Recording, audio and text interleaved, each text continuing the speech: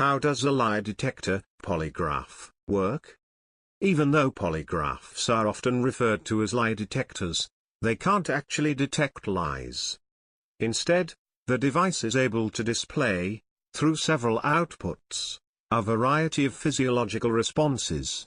Polygraphs today measure four things: heart rate, blood pressure, perspiration and respiration, thereby providing testers four avenues through which they can analyze subjects.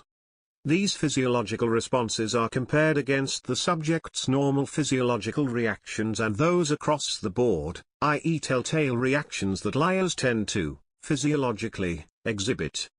For example, increased heartbeat or blood pressure, more perspiration or faster respiration. These, however, may not be signs of someone not telling the truth. Even if 99 non-truth-telling individuals all reacted in the same way, it wouldn't automatically mean that if the 100th person had an increased heart rate and perspired heavily that they were definitely guilty.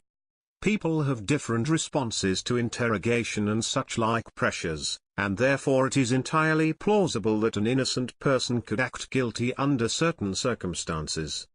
This is where human interrogation of the results comes into play, with prior analysis of the subject absolutely vital in order to give the most accurate results as possible. How does a polygraph measure physiological responses? Heart rate and blood pressure measurements. These are measured just like they are at a doctor's surgery or hospital, with a cuff placed around the upper arm which is then inflated. If any changes in heart rate and or blood pressure are detected, then this will be recorded by the polygraph.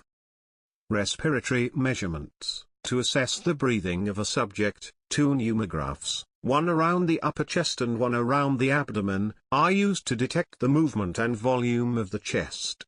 Like the blood pressure cuff, these tubes are also air-filled and can detect the tiniest of changes in the breathing patterns of the subject. Perspiratory measurement, measuring sweat, or galvanic skin resistance as it is known in the trade, is carried out by attaching a galvanometer to the subject's fingertips. A finger plate sends a tiny electric current through the fingertips and then records how much current is passed into another finger plate on the other side of the finger. If the subject is sweating, then the water and salt that exists within the perspiration will increase the rate of conductivity of the skin, thus increasing the amount of current allowed to flow through it, and into the second finger plate. New technology in the field of lie detection. There are several new methods that are being used as potential replacements or to supplement current lie detector techniques. Thermal imaging of the face has been purported to show when someone is lying by detecting the increase in blood flow around the eyes that may occur when someone is feeling anxious. Lasers have also been used to detect circularity and muscular changes in the body that are associated with lying. Another area which is being carefully examined is the voice, with some suggesting that when a person lies, involuntary nerve reactions cause distortions within the vocal cords, distortions that wouldn't occur had they been telling the truth. One of the most promising areas is direct study of the brain. Researchers have discovered that certain areas of the brain show unique activity when someone is telling an untruth. These changes can be detected using functional magnetic resonance imaging, which records brain activity through blood flow and metabolic rate. Brain-based techniques are seen as the way forward as they move away from the subjective nature of many of the other techniques used today, even though these techniques can be accurate.